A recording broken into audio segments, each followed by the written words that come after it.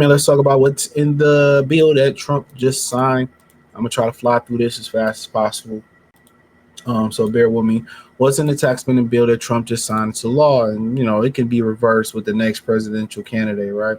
So President Donald Trump, and check out the current news playlist on Friday, signed 4th of July tax spending cut bill. Republicans muscled through Congress this week, turning it into law by his own self-imposed 4th of July deadline. At nearly 900 pages, the legislation is sprawling collection of tax breaks, spending cuts, and other Republican priorities, including new money for national defense and deportation. Democrats united against the legislation, but were powerless to stop it as long as Republicans stay united. The Senate passed the bill Tuesday, Vice President J.D. Vance casting a tie-breaking vote. The House passed the earlier iteration of the bill in May with just one vote to spare. It passed the final version on Thursday, 218-214, so it was close. Yeah. Here's the latest on the bill and what the provisions go into when the provisions go into effect. GOP bill includes reduction for businesses and new tax breaks. Republicans say the bill is crucial because there's will be a massive tax increase after December when tax breaks from Trump's first term expire. All right. The legislation contains a 4.5 trillion of tax cuts. He says existing tax rates and brackets would become permanent under the bill, solidifying the tax cuts approved in Trump's first term. So there you go. So he kind of trying to reverse some shit back. It's temporarily would add new tax deductions on tips and overtime and auto loans. There will also be a $6,000 deduction for older adults who earn no more than $75,000 a year, a nod to his pledge to end taxes on Social Security benefits. So it will boost $2,000 child tax credit to $2,200. Millions of families at lower income level would not get the full tax credit. So I don't care nothing about that.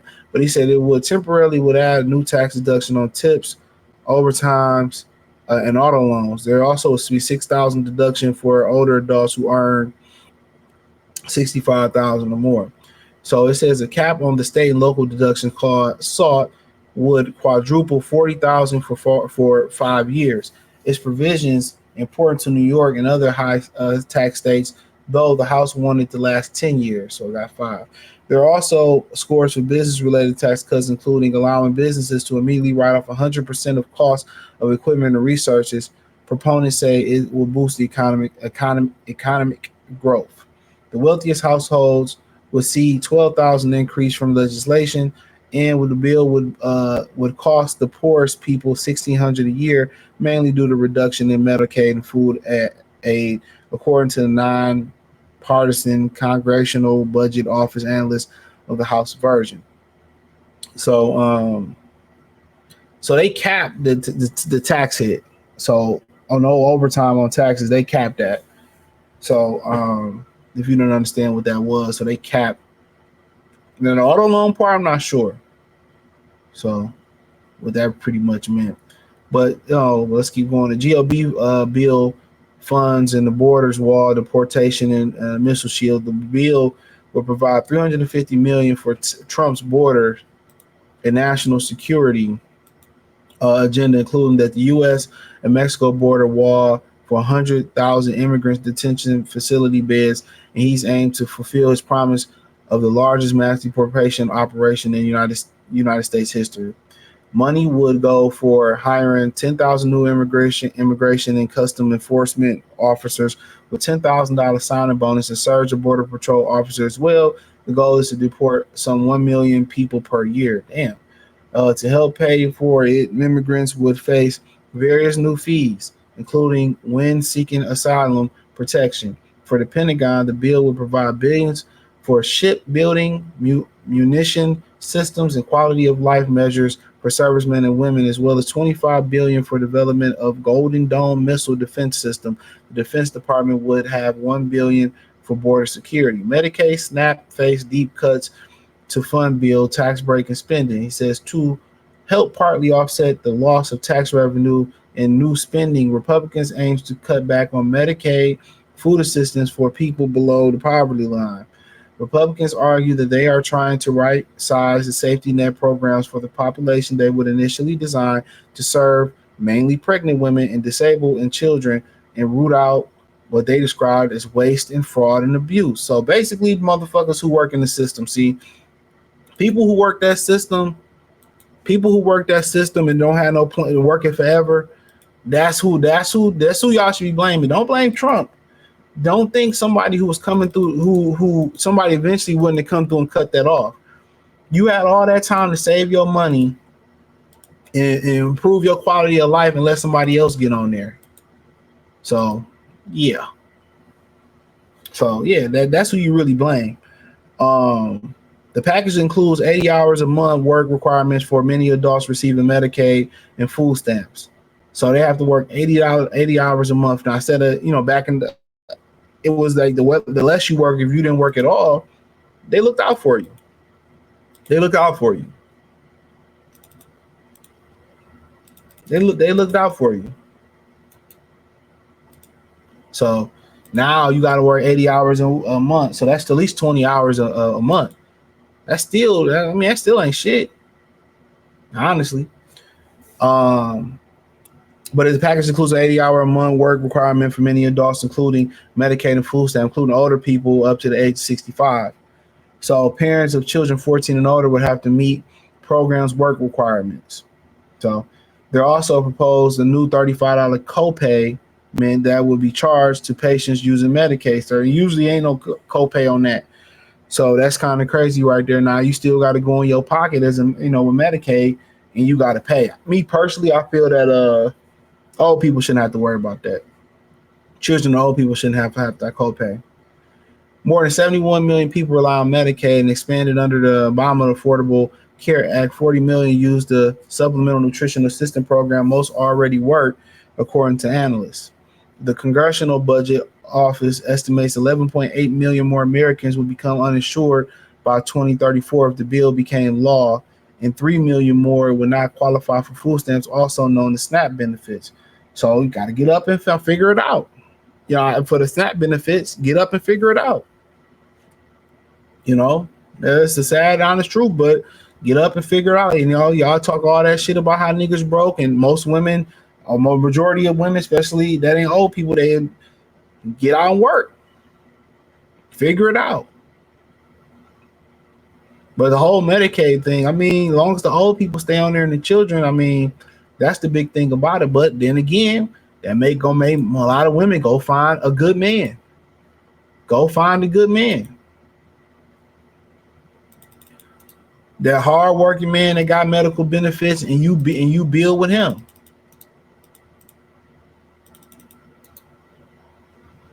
Come on. The Republicans are looking to have a state pick up some of the costs for SNAP benefits currently. So that's coming out the state fund. Federal government funds will all benefit costs under the bill. States beginning in 2028 were required to contribute a set percentage of the cost if their payments error rate exceeds 6%. Payment error includes both underpayments and overpayments. So there you have it. But the Senate bill temporarily delays the start of that cost sharing for states with the highest SNAP error rates. Alaska has the highest error rate in the nation at nearly 25%, according to the Department of Agricultural data. Senate Lisa Murkowski, our Alaska, had fought for the exception. She was decisive vote in getting the bill through the Senate. The big beautiful bill slashes clean energy tax credit. So Republicans are proposing a drastic rollback tax break designed to boost the clean energy projects fueled by renewable sources such as energy and wind. The tax break were central components of President Joe Biden in 2022 landmark bill focused on addressing climate change and lowering health care costs. Democratic Oregon Senate Ron Wyden went so far as to call the GOP provision a death sentence for America wind and solar industry and inevitable hike in utility bills.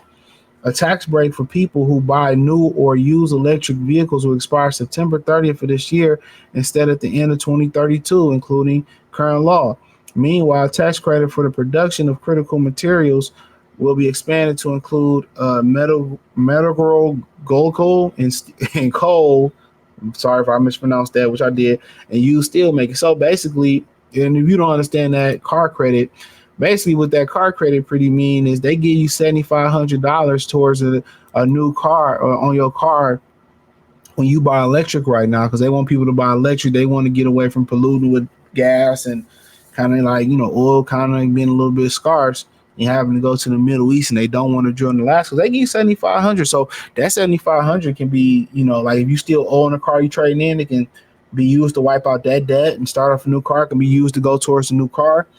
And Republicans don't care nothing about the environment. But then when the earth starts fighting back, I do disagree with this. When the earth, hold on, my camera said, but when the earth started fighting back, um, you know, you in my opinion,